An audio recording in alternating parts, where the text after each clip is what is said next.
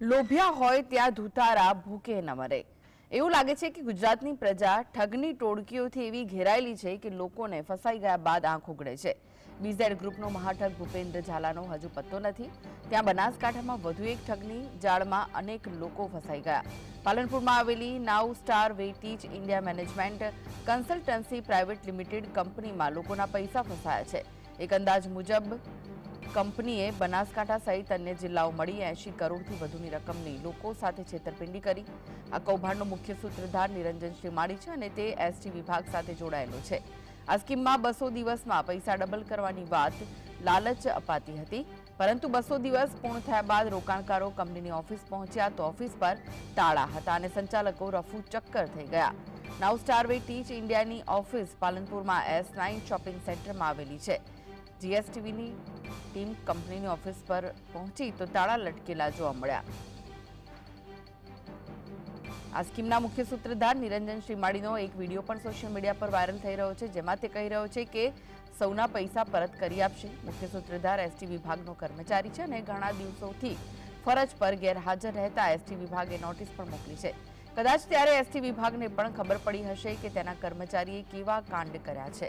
આ મામલે રોકાણકારે પોતાની સાથે ₹39 લાખથી વધુની છેતરપિંડી થઈ હોવાની ફરિયાદ સીઆઈડી ક્રાઇમ બ્રાન્ચમાં કરી છે અને તેના આધારે સીઆઈડી ક્રાઇમ તપાસ કરી રહી છે.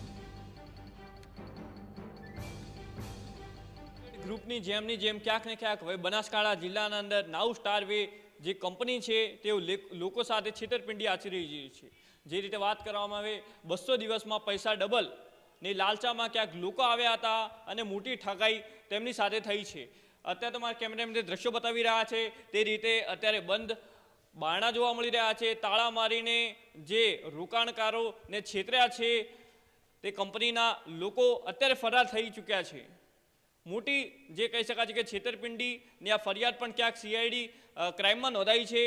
39 લાખથી પણ વધુની ક્યાંક રકમ સીઆઈડી ક્રાઇમમાં નોંધવામાં આવી છે. જોકે 80 કરોડથી પણ વધુની ઠગાઈ ક્યાંક તેઓ દ્વારા આચરવામાં આવી છે. આ સમગ્ર મામલે હવે સીઆઈડી તપાસ કરી રહ્યું છે. જોકે જે રીતે વાત કરવામાં આવે બીજેડ ગ્રુપની જેમ ક્યાંક બનાસકાંઠા જિલ્લામાં પણ આ છેતરપિંડી મોટી હોઈ શકે છે. જોકે હાલ તો 80 કરોડનું આ છેતરપિંડી હોવાનું માનવામાં આવી રહ્યું છે. ત્યારે હવે આ તપાસનો ધમધમાટ કેટલે પહોંચે છે તે જોવાનું રહેશે. ધ્રુવ પરમાર, જીએસટીવી, બનાસકાંઠા. તો અનેક સવાલ ઉઠી રહ્યા છે. પાલનપુરની નાઉ સ્ટાર વેઇટીજ ઇન્ડિયા પ્રાઇવેટ લિમિટેડ સામે છેતરપિંડીની ફરિયાદ છે. એકા ડબલનો વધુ આ એક ખેલ છે. 200 દિવસમાં પૈસા ડબલ કરવાની સ્કીમમાં લોકોના પૈસા ફસાયા છે. બનાસકાંઠા સહિત અન્ય જિલ્લાના મળી 80 કરોડ રૂપિયા ફસાયા હોવાની આશંકા સેવાઈ રહી છે. પાલનપુરમાં S9 શોપિંગ સેન્ટરમાં કંપનીની ઓફિસ આવેલી છે. તો કંપનીના સંચાલકો રફુ ચક્કર થઈ ગયા છે. ઓફિસ પર તાળું લટકતું જોવા મળી રહ્યું છે. 39 લાખની છેતરપિંડીની સીઆઈડી ક્રાઇમમાં ફરિયાદ થઈ છે. તો એસટીનો કર્મચારી નિરંજન શ્રીમાળી મુખ્ય સૂત્રધાર હોવાનું સામે આવ્યું છે. ગેરહાજર રહેતા એસટી વિભાગે નિરંજન શ્રીમાળીને નોટિસ મોકલી હતી. તો નિરંજન શ્રીમાળીએ વિડીયો વાયરલ કરી પૈસા પરત કરવાનો દાવો કર્યો. એકા ડબલનો વધુ એક ખેલ સામે આવ્યો છે. વધુ એક છેતરપિંડીની સ્કીમ જેમાં લોકોના પૈસા ડૂબ્યા છે.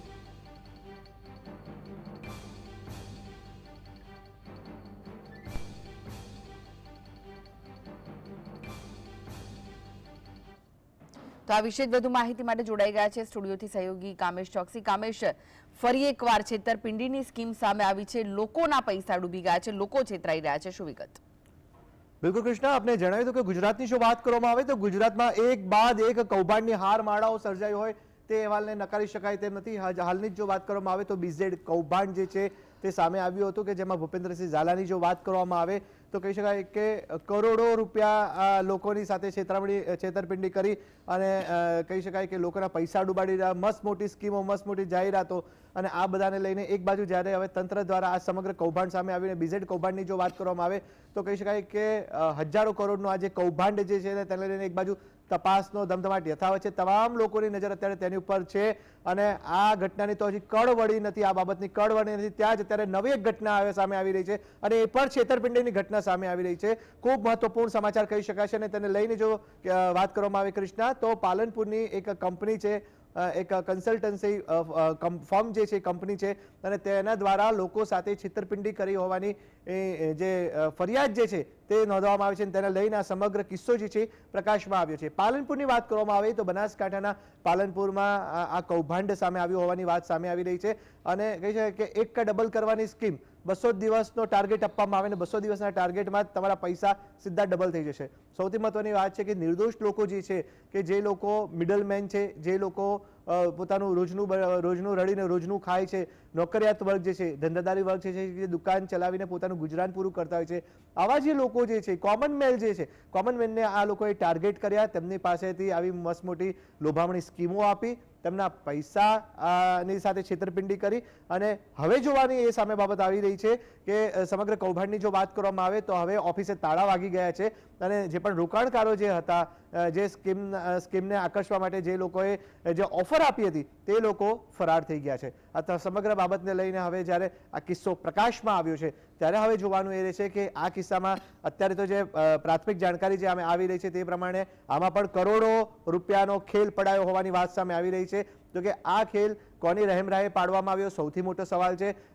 કોણ આવા જે કૌભાંડ જે સામે આવ્યા છે તેમાં કયા મોટા માથાની સંડોવણી હોઈ શકે, આ સૌથી મહત્વપૂર્ણ સવાલ છે. કારણ કે નિર્દોષ જનતાને લૂંટવું એ આ લોકો જે કૌભાંડીઓ જે છે, બરાબર, લોકોની સાથે રમત કરનારા આ જે સોદાગરો જે છે તે લોકો માટે આ મહત્વનો વિષય બની ગયો છે. ત્યારે આ લોકોની સાથે આવું કૌભાંડ આચનારા જે લોકો જે છે, જે શખ્સો જે છે, તેમની ઉપર કયા મોટા માથાની સંડોવણી આવે છે કે જેમની રહેમરાહ હેઠળ આટલું મોટું કૌભાંડ સામે આવ્યું. નાના લોકોને, નિર્દોષ માણસોને, જે કોમન મેન જે છે, મધ્યમ વર્ગીય લોકો જે છે તે લોકોને મોટી મોટી લોભામણી લાલચો આપીને ફસાવવામાં આવ્યા અને તેને લઈને કહી શકાય કે હવે જ્યારે કરોડોનો ખેલ પાર પડી ગયો ત્યારે હવે ઓફિસે તાળા વાગી ગયા અને સંચાલકો જે હતા તેના ફરાર થઈ ગયા. મહત્વપૂર્ણ બાબત એ છે કે આ સૌથી મહત્વનો સવાલ એ છે કે હવે આ કેસની જો વાત કરવામાં આવે, એક બાજુ ભૂપેન્દ્રસિંહ ઝાલા જે બીઝેડ કૌભાંડ જે છે તેની તો તપાસ યથાવત જ છે, ત્યારે હવે જોવાનું એ રહેશે કે તંત્ર હવે આ કૌભાંડ જે નવું સામે આવ્યું છે તેના દ્વારા કેવી રીતના સઘન તપાસ હાથ ધરાવે છે, ક્યારે જે પણ જે છેતરપિંડી આચનારા જે શખ્સો જે છે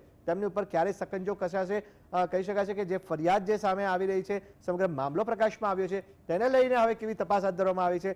પાલનપુરની જો વાત કરવામાં આવે તો પાલનપુરની આ એક ઓફિસ હતી ને તેમાં કરોડો રૂપિયાની છેતરપિંડી લોકો સામે થઈ છે. હજી આ નેટવર્ક ક્યાં સુધી ફેલાયેલું હોઈ શકે તે પણ મોટો સવાલ છે.